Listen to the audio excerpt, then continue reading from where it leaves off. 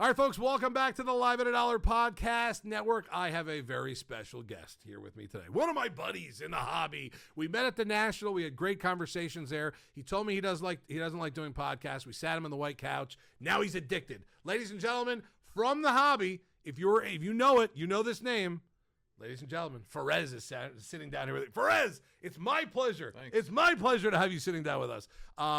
First off, welcome to the yard. First time here in the yard. We're glad to have you here. Second time. Second time? Okay. Second time. Okay, just want to make sure everyone treated you VIP style. That's all that matters at that point. So we're going to talk a little bit about the hobby today. Like I said, I first met Farezz at the National. I knew him through the app. I saw his name a million times. Then I got to sit down with him. We did a pod up there as well. A lot of fun up there. But I want to talk a lot of hobby with you at this point. Sure. This is the first question for you. Best place to buy a card? At a show or online for Farezz? I would go online. Okay. Shows are, for me, typically, people are pricing their cards 120, 130%. Right. And I get it, but online, really privately, probably on Instagram, Right. From a trusted buyer. Obviously. Yeah, you do a lot of that. I see you online a lot. Yeah, with so that. I always look. I always look to see if I have a lot of mutuals with them, and then I would ask, "Is this guy good? Right. Is this person good?" I mean, there's a lot of crazy stuff going on in the hobby. There's a lot of bad out there, so you Right. have to make sure that you do your Find the good. due diligence Right. and do your work, and then buy cards. But my favorite's privately. Yeah. Well, I can see that also because if you follow Farezz online on Insta, and I do see you every once in a while in the middle of either just bought the deal or just sold the card, and I see that on there too. Because that's something for me, even being a year into the hobby, seeing what it's like online, seeing what's like outside of the store, out of sort of the storefront, outside of on the stream. You got to find that good because if you don't, you could easily find the worst of the worst. Right. And that's bad. That's bad for the buyer. I've seen a lot of times where people are getting dusted. Right. People are going ghost on them, and you just got to be careful. Yeah. But I prefer online. Okay. For sure. This is a real hobby question for you right now. You know, my man Kobe's the one who helps me out with all the hobby stuff. Right. One-touch mag cases or top loaders? What do you prefer and why? Can I get more hobby than that or what? Top loader all the way. Okay. Top loader all the way. The card doesn't move. You can put a piece of paint tape over it so it doesn't. Obviously, if the card is a little bit smaller than the top loader, Right. it can still move, but it's protectedly move. When it's in a mag, it's in its bare form and it's moving up and could down, be sliding left up and down. Right. And that to me, obviously the top loader doesn't look as Right. good as the mag, but But you got to be safe with it. You got to have a little safety with that. any day, especially if you're going to grade it. Right. You know, Right. if it's worth grading, make sure it's in a top loader first. And guess what? If the grade is not going to be good, put it in the mag, put it in your PC, and you're good to go. All right. Speaking of one-on-ones, that's fun. That good transition there. Do you think grades on one-on-ones matter? Not really, but they kind of do. Okay. So Explain. Tell Let's me. say, for example, I have a LeBron James. Right. And it's a Topps Chrome PSA 8. Right. And let's say it fetches $500,000. If it's in a 10, it may fetch $750,000. Right. Or $1 million. Who Right. knows? But there are some people out there that want to see the 10 on a 101. It makes them like, I want this. I Right. want this card The more bigger now. safety net. Right. Right. So for me, it really doesn't matter, but to see a 10 on a 101 is a plus for Right. sure. But it doesn't matter overall. You have a big one-on-one in your collection? Um, Because you know I was getting into your personal stuff at some point. It's all right. It's all right. A big one of one. I do have a Lionel Messi 2023. I just bought from Fanatics Premier. My biggest. Was it my biggest? No, it wasn't my biggest was Trevor Lawrence, Flawless. Don't say that too loud. I You lost in the other room. Yeah. I lost about 60%. Yep. Whatever. The comeback tour is coming. But you can't lose with Messi. Never. Right. No, I was just going to say, I think you're okay with the Messi card. Messi, you'll never lose. Right. That's good there, too. But yeah, Messi is my biggest one of one. Okay. Yeah, I just figured it'd be a good transition on that one, too. All right, here's a good one for me because, you know, I'm upstairs. You just came up and saw me during the stream. Right. Some days I do repack. Some days I do wax. You actually got to see me in the gist of all my stuff. Right. You prefer getting into repack or wax breaks, and why also? I prefer repacks. Okay. More than wax. Wax is good when there's a new release. Okay, Like yep. so if there's a new release out there, let's say it's Prism, right? Prism Choice, for Right. example, for today, Right. right? I would probably get in here and there, right? In the beginning, because nothing has been hit. Right. Right. So once in a while. Majority, I would obviously rather get into repacks. Sure. Number one, you know what the floors are, you know what the ceiling is, and you can hit a lot more than wax, because wax can be scary. Oh yeah, no, I've seen cases upon cases upon cases being ripped, and let's say the case cost $20,000, you won't see a couple $1,000 come in back. return. Sure. So I prefer repacks. Okay. Because I know that we were talking earlier about it also, and I know that the repack game is weird all over the world, like wherever you are, company-wise too. I love the fact that we have a very trusted with flamethrowers. I get that. Never, this and that, but there are. And I think that's what's scary sometimes to buyers if you're not going into something that you do trust. And, Right. and like I said, I like to pat ourselves on the back here. I think we do a really good job here at the yard, but that's not the case for everybody. Yeah, so everyone can attest to this, that there are some repackers out there that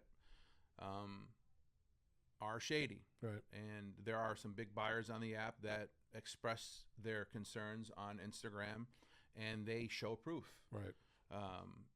But what I like about you guys, and I'm not, people say, oh, he's friends with Broch, he's friends with everyone there. He's no. Flamethrowers is a separate company, literally. Right. No one knows what's in these boxes. Right. And that's why I've always 99% of my money on the app is spent with Backyard because of that. Right. I've seen it with my own eyes. Sure. There's nobody like, let's say it's a big chaser. Obviously now there's different ways you guys are doing it with the what do you call it? The stack box. Stack box. Everyone sees it, right? Right. Which I love. Yeah. You know exactly what you're going for. You're not going to be disappointed. Right. And there are some repackers out there that their case hits suck, or they've been used 7-8 different times. Right. So I prefer repacks any day. Okay, yeah, and I like it too. I've done a lot in the last year. We're doing, I'm in the breaks room, I'm in the hits room. So when I'm in the hits room, I do a lot of wax. When I'm in the breaks room, it's all repacks. I kind of like the like you said, the opening day, like the release day of a product. Love that. The room's always filled. Everyone's kind of in there. But a repack doesn't matter what time of the day, what time of the night. If there's someone in there for the repacks, the room's just as sure. And you could tell. You could tell also with a buyer. Sometimes first time in a repack room, they don't really know what's going on. Then the guys that have been in a million different ones, and you see the same people, and I see the same people in my room a lot, and I could tell just by like what you said. Those guys more than likely are spending 80% of their time and money in our house because they understand and trust it. It's really weird what's going on. I think Whatnot did a good job by having to vet everyone at that time too, when the repack stuff came back out. So that's good. And I'm glad our guys, the flamethrower company that we use all the time. And also, please, if you hit a big card, I'm a buyer. Right. That's it. I had to plug Farezz. that in. Yes. No, flying Farezz on there. Okay. Here's a fun hobby one too. And I got one personal one for you. I'm going to let you ride. Would you rather one $100,000 card or 10 $10,000 cards? 10.